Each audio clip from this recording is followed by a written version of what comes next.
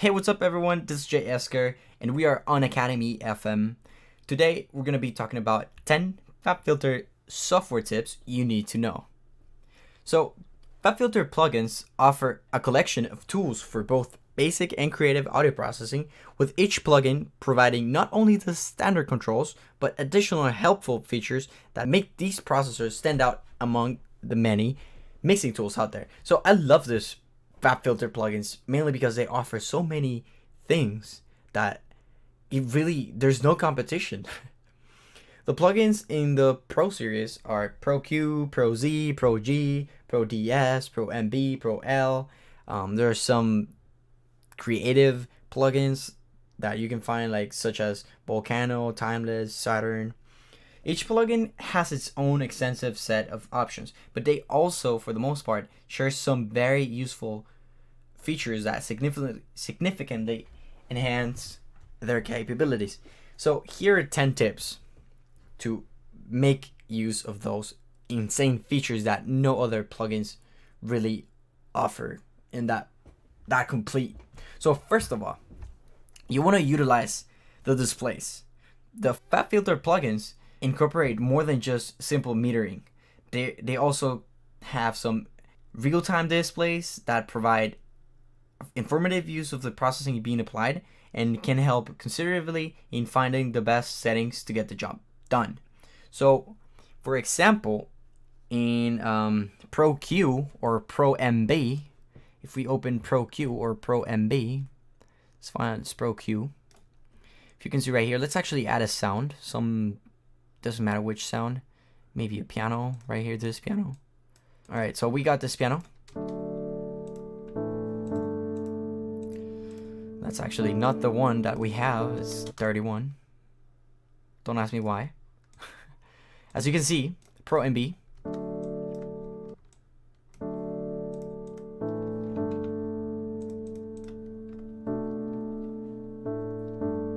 It has some real-time visualization.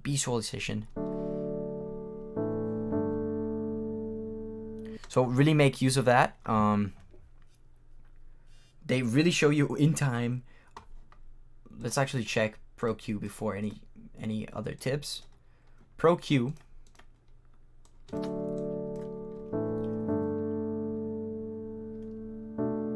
also offers you a really cool spectrum analyzer. Tip number two. So they have an option which is called mid-side mode, and what this does is sometimes, for example, let's use FabFilter Pro Q2 for this example. For example, normally this is as you open it, it's a normal EQ. Like it just adds or decreases frequencies, right? But what you can do is you can not only increase frequencies or decrease frequencies, but you can widen frequencies or center them, as in stereo or mono. How you do that is you select the channel mode and you select mid-side. Once you do mid-side for this channel mode, you just select it side. Make sure it's side. Make sure the knob that you select, right click it and go to side, not just stereo. And for example, right now this is going to be an exaggeration, but we're going to be making the high frequencies wider.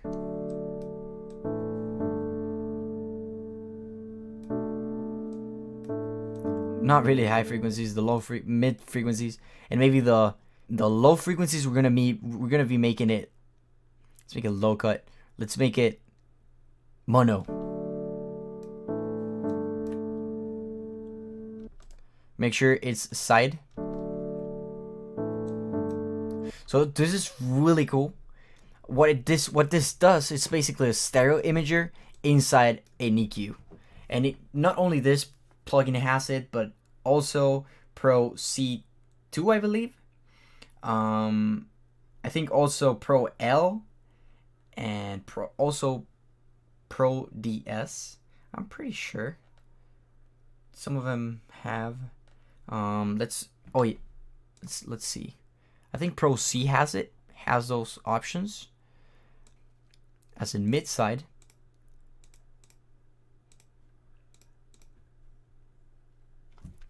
Oh yeah, low control. It has a lot of options. So make sure you make use of the mid and side signals. In order for you to understand a little bit more,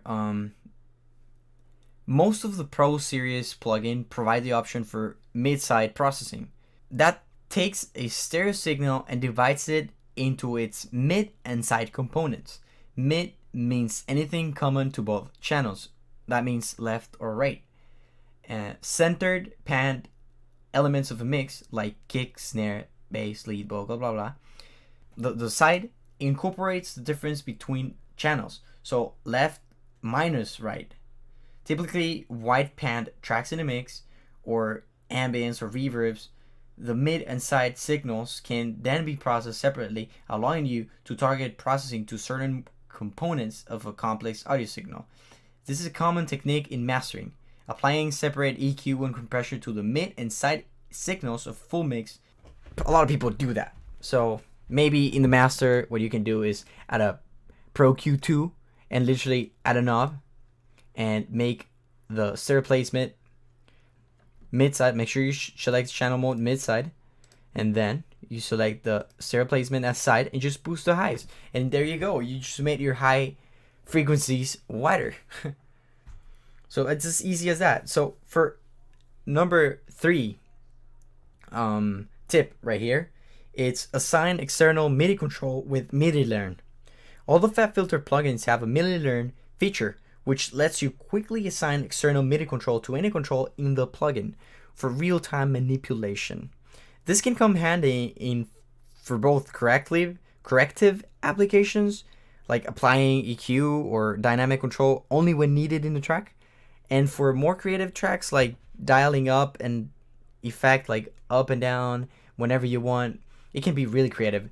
So what you have right here is a MIDI Learn.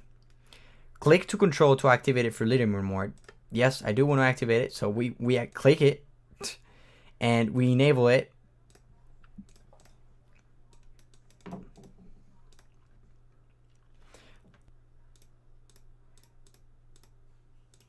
Oh, so yeah. How this works is you open up a sound. You need to have a MIDI in, which I don't have, so I cannot do an example. I don't have any MIDIs in. I don't have any controllers. If I did, I would explain you guys how it works. But you got MIDI Learn, which means you can use a external MIDI controller, such as a piano with some knobs that can help you affect the track anywhere in the sequencer. So the next and fourth tip, that's a really cool tip. Make sure you use the advanced and expert controls. So make sure you use the advanced or expert controls. So in FabFilter Pro Q, for example, you got sidechain, which when you open it, you don't really see it. But if you go into all the sneaky advanced options, you got a sidechain option which you can control. You can either select the frequency that you want to affect. You can select the level of the sidechain, the stereo link. It's really amazing. Many of the plugins have additional hidden controls, which are revealed by opening either an advanced or expert tab. And in this case, this is a sidechain. This is often where you'll find options like mid-side controls and dynamic processors.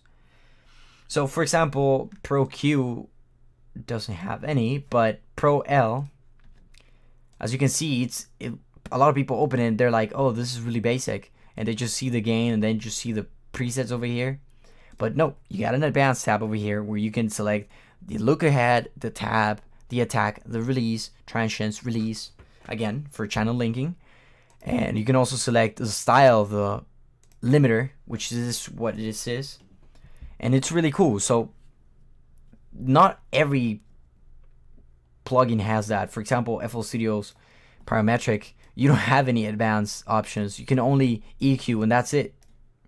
Tip number 5, employ the Creative Plugins modulation options.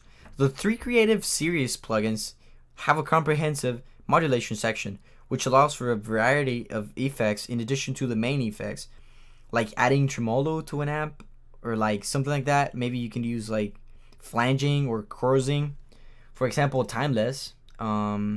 It's usually a delay, but you can use it as a chorus.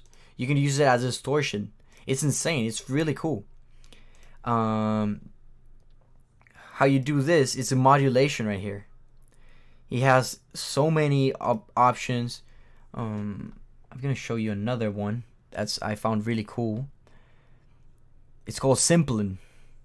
It's a, as it says, really simple filter, but you can add a lot of really nice effects using the modulation options. I'm not really sure whether it wasn't Simplin. It was Micro. So Micro has some weird effects that you can be doing to this one. It was Volcano actually. I lost it.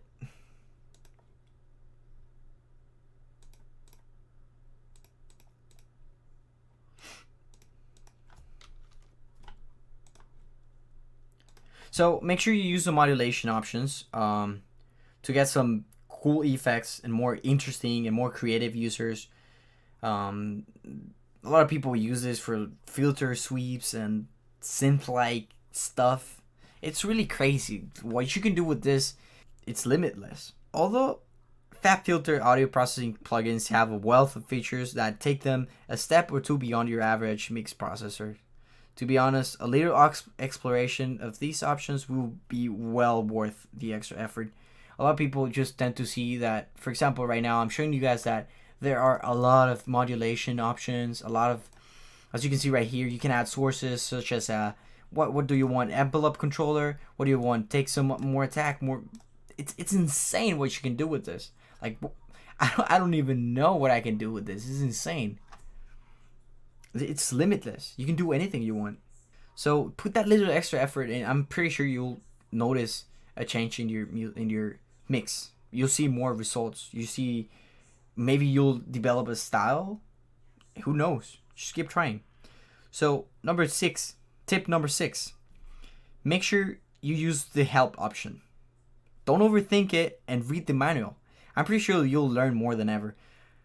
So what do I mean by that? It's every FabFilter plugin has a help option, which if you click on it and then open the help options, you can see it has everything you need. It gives you an overview. It really tells you, and it's also really cool. As you can see, it's not the normal only letters thing. It has pictures. It tells you all the knobs and gain sliders. It's amazing. And not only that, but FabFilter, if you hover your mouse around something and you just leave it there for a little bit, as you can see on the right, just where it says help, it tells you exactly what this used for. So, for example, on the right it says the look ahead knob sets how quickly Pro L responds to certain peaks, blah blah blah, and it gives you a tip. When using very short look ahead times, it is a good idea to use oversampling to minimize unwanted aliasing and intersample peaks. As you can see, this is amazing. It doesn't matter where you put your mouse on, as long as it's actually something that actually affects your sound, such as the gain. If you leave it a little bit, it will tell you some tips and a lot of information, which is cool. And that's how you learn. You learn by actually getting information. How are you going to learn without doing anything? If you sit in your room looking at your wall, stand there for hours and you're not going to learn anything. Maybe you'll think something about your life, but you won't learn anything. All right. I don't want to get too out of the topic. So tip number 7, don't be afraid to use their presets. That's what they're made for. I mean, dude, there's so many crazy good engineers doing all these presets, and sometimes people are like, oh no, I don't use presets. I do everything from scratch. Maybe you want to do something that a preset already has, and what that does, it simplifies your time. It makes your time more worth it because you can do more things in less time, and sometimes it can be a good starting point, sometimes it can be a good final result. So play around with it. Maybe you're mixing a dubstep track and you wanna just masterize it, put a limiter on the master, and it's dubstep. Just use the dubstep thing and just use some gain. I mean, who's saying no to this? That's what presets are for. And like I've said, they know what they're doing. It's not a preset you downloaded from the internet of a dude that made it on a blog. They're engineers, they know. Also, another option, another really cool thing. Tip number 8, it's vectorial UI. You can enlarge your plugins. As you can see right here, you can either use it as a compact version, as a medium version, as a large version, and you can even go full screen. Yes, sir, full screen. You can go full screen. If you thought you needed more like zoom, don't worry, you can go full screen. And this is really cool because, for example, parametric in FL Studio 11, you couldn't do that, but now you can. And I used to use FabFilter in FL 11 because it was like the only thing I could enlarge. I like seeing everything. I'm pretty detailed, so I'm pretty sure a lot of you are as well. Number 9, tip number 9 is keyboard tone. You can literally modify it any tone. What do I mean by that? So basically, for this piano, I'm gonna just delete this. I'm gonna put this as a left. Actually, I'm gonna open a new one. Let's listen to the sound that we have in the background. Actually, let's get rid of all the plugins that we've opened. And let's open a brand new FabFilter Pro Q2. As you can hear, you would normally EQ just like this, but what this insane tip that I'm about to give you is, like I've said, tone EQing or tone processing. I don't know how to call it. I haven't even seen a tutorial on this. But for example, if I know this piano is on G and I want to boost G4 or F4 sharp or G4, I just click on it, and as you can see, you can actually zoom in. As you can see, when you put a knob, for example, when you put a knob, once you put the note, it tells you which note it is. So you can maybe modify it into, oh, I want it to be a F sharp, and maybe I want it to be an F. So you have that advantage that no other plugin has, at least not that I know.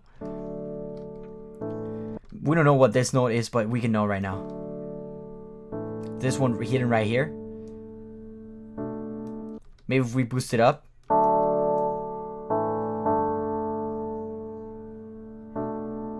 As we can see, it's actually an essential note on this. So it's really cool. Maybe it's a note that's bothering you, get rid of it. So you're not only using your ears, and it's not only visual, it's helping you because sometimes it's a note that you want to get rid of, and you can do it now because FabFilter is amazing. And tip number 10, it has undo and redo buttons, which are lifesavers. A lot of you must be thinking, what is he talking about? FL Studio already has it. Well, before, when you used to click, like for example, if I remove this, I can just automatically Control C, right? And it's okay. I just undo. It doesn't matter. I can just undo. But on knobs and inside plugins, you cannot do that. Look, I'm clicking Control C and it's not affecting it. But FabFilter has their own undo and redo. So it doesn't matter if you did something wrong that completely deleted the whole plugin, the whole preset, I mean. You can now just redo. And it's a pretty cool thing. I would really suggest you guys go and explore more of this FabFilter plugins because they are more useful than most of the other plugins out there. And that's why I use them. So this was all for this video. Hopefully you guys learned something good from it. I'm Jay Esker, and I will catch you in the next Academy FM video. Goodbye.